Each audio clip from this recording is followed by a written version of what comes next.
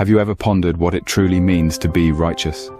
It's a term we hear thrown around quite often, but do we really understand its depth? Righteousness, at its core, is about acting in accord with divine or moral law, about being morally right or justifiable. It's a principle that governs our actions and decisions, shaping our character and guiding our interactions with others. But here's the thing about righteousness.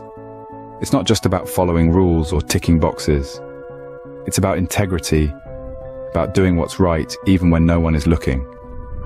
It's about empathy and compassion, about standing up for justice even when it's inconvenient. And it's about humility, about recognizing our own flaws and constantly striving to become better. So, is righteousness a virtue or an obligation?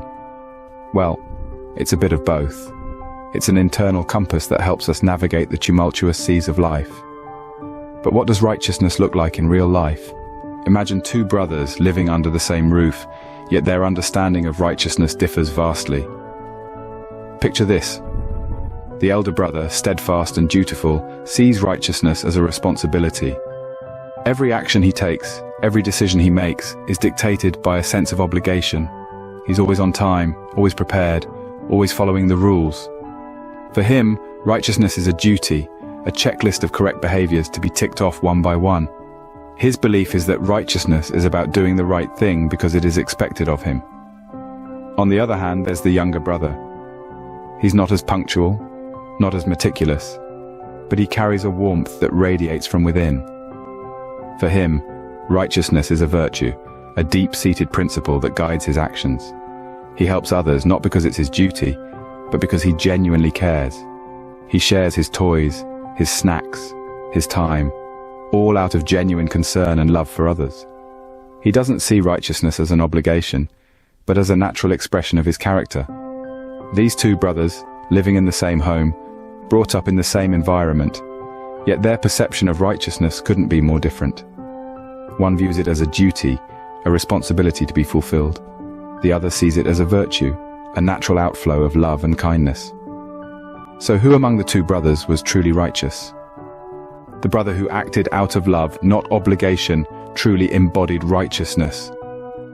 This tale weaves a profound message about the nature of righteousness. It's not a cloak you don merely out of duty or to conform to societal norms. Rather, it's a characteristic that stems from a place of genuine concern, a heartfelt love for others, and a commitment to doing what's right, even when you're the only witness to your actions. True righteousness isn't about performing for an audience or seeking validation.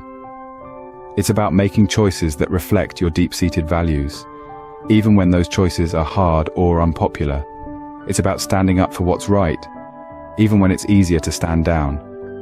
It's about extending kindness without expecting anything in return. Righteousness isn't a role we play or a mask we wear. It's who we are at our core when stripped of pretense and facade. Righteousness, therefore, is a virtue that comes from the heart, not a duty imposed by society. So, what can we learn from the tale of the two brothers? Let's recap. Righteousness is not a mere obligation, it's a virtue, a deeply ingrained trait that should come from a place of love and concern for others. It's about putting others before us and appreciating their value. It's about standing up for what is right, even when it's hard. As we navigate through life, remember, to be truly righteous, we must act out of love, not obligation.